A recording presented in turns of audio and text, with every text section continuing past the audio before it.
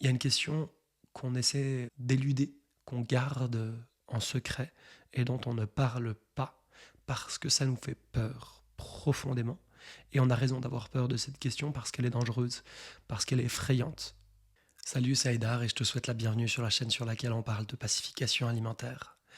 Dans cette vidéo, on va aller plus loin, plus en profondeur pour explorer ce qui se cache derrière, c'est-à-dire la pacification au réel, à la vie et donc aussi à la mort. De toute évidence, je crois que j'aurais aimé ne jamais avoir besoin de faire cette vidéo et pourtant ici je suis et ici je dois essayer de retranscrire ce que je vis, puisque peut-être que tu le sais déjà, mais j'ai perdu ma sœur de façon tragique il y a quelques semaines maintenant, et je pose une question à laquelle je n'ai évidemment pas de réponse. Survivre au deuil. Cette question et cette vidéo, je la fais d'abord pour moi, parce que j'ai besoin de poser des mots et que je suis en quête euh, de sens. Et puis aussi pour mes proches, pour essayer de poser des mots, de baliser une route, un chemin. Mais, euh, mais aussi pour toi qui regardes cette vidéo et tu n'as pas nécessairement besoin de vivre une situation aussi difficile, tragique, dramatique, pour que les idées qui seront là puissent te servir. Puisqu'en fait, le deuil fait évidemment référence à la mort, mais pas que à la grande mort des êtres humains, mais aussi aux petites morts qu'on vit dans nos vies et au quotidien, et à la perte de façon générale, et en fait simplement à l'essence même d'une loi euh, existentielle qui est celle de l'impermanence. Euh, et donc l'idée est d'aller explorer ça et de savoir comment, comment survivre à ça. Et en le disant, le premier point, c'est que j'ai l'impression que comment, la question du comment survivre est une question qui est amplement trop tôt anticipée. Je crois qu'avant la question du comment survivre, il y a une question qu'on essaie euh, d'éluder, qu'on garde en secret et dont on ne parle pas parce que ça nous fait peur profondément. Et on a raison d'avoir peur de cette question parce qu'elle est dangereuse, parce qu'elle est effrayante. Et pourtant, je crois qu'on ne peut pas faire l'économie de cette question. La première question, en tout cas celle que j'ai eu besoin de me poser, et je crois que celle qu'on traverse particulièrement lorsque la tragédie est aussi puissante, lorsque le trauma est aussi douloureux, la première question c'est euh, est-ce que je veux survivre à cette perte?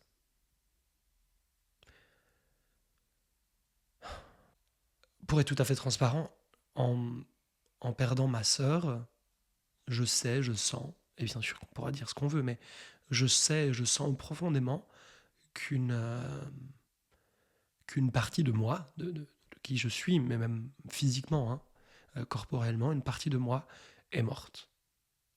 Et ça, c'est pour toujours. Et donc la question est, est-ce que je désire qu'autre chose survive? Et quand je dis survivre, c'est pas seulement de se donner, de se poser la question de se donner la mort ou d'abandonner la vie, euh, parce que ça c'est l'ultime choix, l'ultime décision que de se dire non, j'arrête là. Mais en fait, ce non, je ne veux pas survivre, peut prendre beaucoup de formes. Et je crois simplement que ça a besoin d'être explicite. Parce que quand je me pose la question, est-ce que je veux survivre à ça? Lorsqu'on se pose la question, je crois qu'on doit revenir à sa propre responsabilité, au fait que notre vie, je crois profondément, nous appartient, et que donc on exerce un libre arbitre. J'ai le droit. C'est ma vie. Et je peux me poser cette question et être libre de la réponse, même si cette question est effrayante. Et quoi dire de la réponse? Et répondre non, je ne veux pas survivre, ne veut pas forcément dire se donner la mort, ça peut aussi vouloir dire je dois être là, je reste là, mais je ne consens pas. Je ne donne pas mon consentement, c'est inacceptable. Et donc je ne donne pas mon consentement au réel, et donc je vais être là. Mon corps va continuer à vivre, mais désormais je serai absent. Désormais, je déserterai l'existence. Je me réfugierai profondément dans la souffrance, le désarroi, je m'y enfermerai, je m'y condamnerai comme pour condamner la réalité. Je refuserai pour toujours d'être en vie, puisque on me l'a enlevé. C'est une autre manière de dire non. Je ne veux pas survivre. Une manière qui est plus sournoise, plus dangereuse. Mais j'aimerais que ce soit clair, dans mon propos, il n'y a aucun jugement. Je ne suis pas en train de dire que c'est faux. Je ne suis pas en train de dire que c'est mal. Je suis simplement à faire le constat de ce qui s'offre devant moi. J'ai vraiment le choix, la possibilité, et je dirais même la tentation, hein, de sombrer dans une forme profonde de nihilisme. Et je suis dans une danse, puisque ça vient comme vague au quotidien, avec est-ce que je veux survivre ou non. Au moment où je vous parle, et je crois que profondément, la réponse, je l'ai. La réponse pour moi, c'est oui. Évidemment que je veux survivre. Je veux survivre au-delà de moi. Je veux survivre pour triompher de l'existence. Et je veux survivre et vivre parce que maintenant, j'ai la responsabilité de triompher de l'existence. Et j'ai l'héritage de la puissance et dans l'intensité inégalée, talentueuse, avec laquelle ma sœur a vécu. Et pour le reste de ma propre existence, alors je devrais porter cette résistance, cette vie en moi et l'exprimer. C'est ma réponse, là où je suis. Mais Dieu sait que prononcer ces mots est difficile et me demande d'aller puiser dans des ressources que jusqu'alors je ne connaissais pas. C'était le premier point.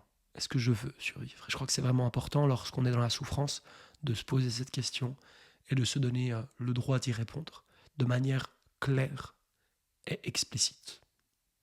Ensuite, lorsqu'on s'est posé la question, je crois qu'il y a quelque chose dont on ne peut pas faire l'économie non plus.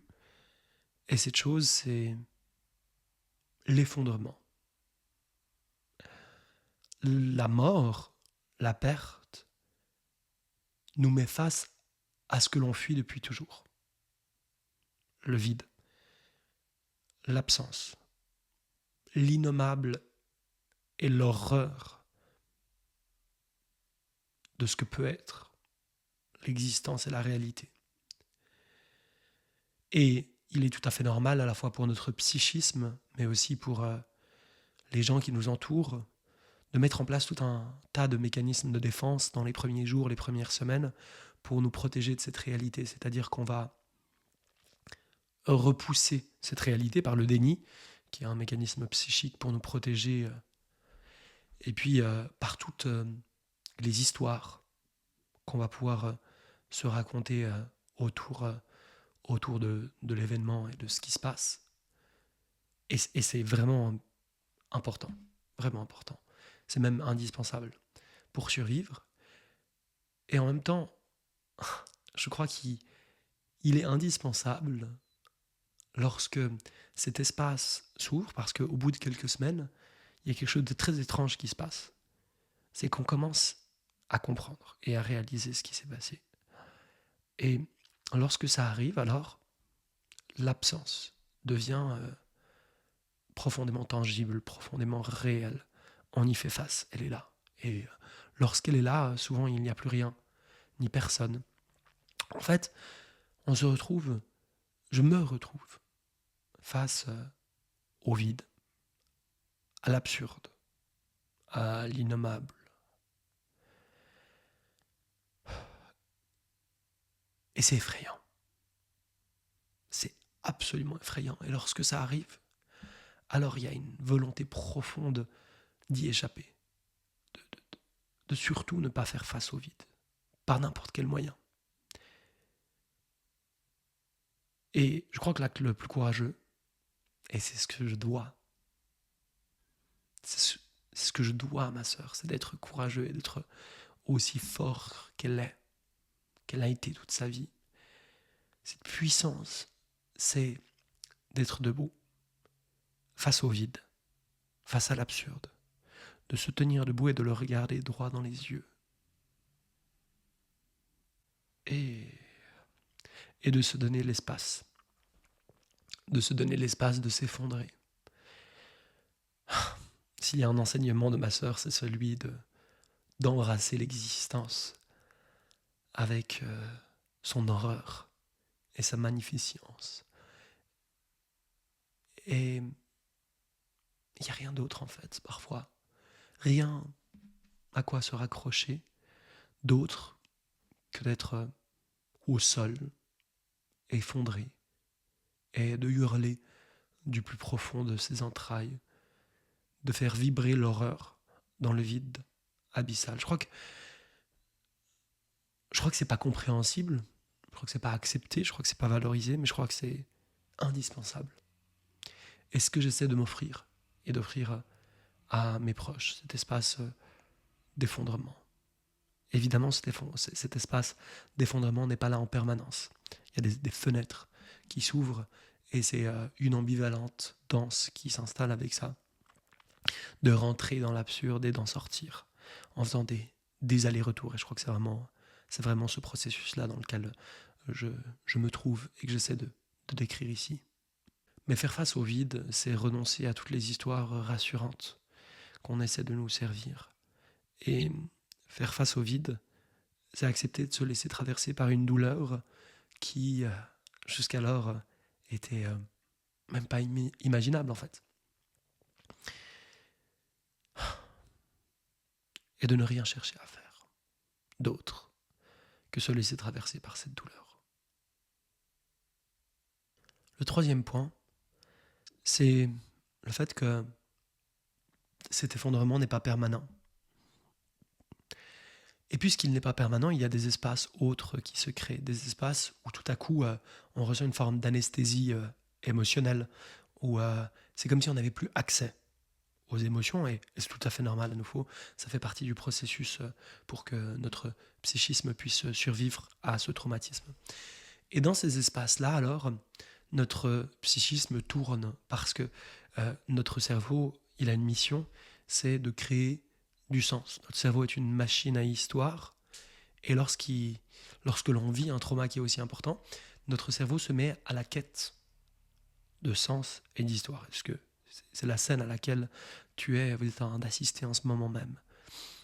Et donc je crois qu'il est très très important de se dire, ok, je ne fuis pas le réel, je danse avec le réel, aussi absurde soit-il et difficile soit-il. Mais pour autant, le réel m'offre un panel infini d'histoires à me raconter, de sens à faire. À chaque instant, puisque je suis entouré de ma sœur tout le temps, il y a cette phrase que je ne comprends pas, et pourtant qui ne cesse d'être répétée, c'est Sarah, c'est son prénom. Sarah est morte. Et c'est absolument factuel. Il n'y a rien à dire d'autre, rien à faire d'autre. C'est juste tel que c'est. Et lorsque ça arrive, de plus en plus souvent, juste après ça, je me dis et me répète, Sarah a vécu. Sarah a existé. Il ne s'agit absolument pas de chercher à positiver ou voir quoi que ce soit de pensée positive, mais plutôt de faire acte de présence au réel dans sa globalité. Et le réel, c'est que cette planète a eu l'incommensurable honneur de porter l'existence de ma sœur Sarah. Et moi, chanceux parmi les chanceux, privilégié parmi les privilégiés, je suis son frère. Et j'ai eu l'occasion plus que quiconque d'être auprès d'elle et de me baigner dans sa douceur et son amour. Et cette réalité-là, non plus, je n'ai pas le droit de l'effacer ou de faire comme si elle n'existait pas. Et ce que je suis en train de dire ici, c'est la manière dont je m'approprie le réel. C'est la manière dans laquelle je vais concevoir une histoire autour du réel. Ma volonté est d'être le plus proche possible de ce réel, mais aussi de prendre ma responsabilité. Et ma responsabilité, c'est de me demander, et maintenant, qui suis-je? Qu'est-ce que je fais de ce qui reste là, de ma propre vie, qui, en miroir, est celle de ma sœur. Les 3 étapes, donc, s'il fallait les résumer, ce serait: est-ce que je veux survivre? Est-ce que je crée l'espace de m'effondrer? Et pour finir, comment est-ce que je m'approprie cette histoire? Qu'est-ce que je me dis? Qu'est-ce que je choisis de croire? Est-ce que je choisis de croire quelque chose qui me permet d'être dans une souffrance éternelle? Ou est-ce que je choisis de croire quelque chose qui nourrit ma puissance, celle d'être debout face à l'absurde? Et c'est définitivement cette réponse-là à laquelle je suis en train d'œuvrer. Mais cette œuvre, je devrais la porter le reste de mon existence. Et si jamais une idée, un mot, ou quoi que ce soit dans cette vidéo a pu être utile,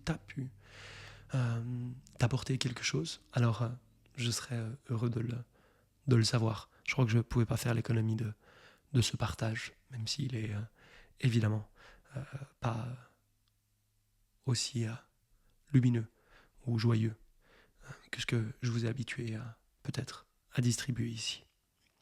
C'est tout pour aujourd'hui. Merci de m'avoir écouté. À bientôt. Au revoir.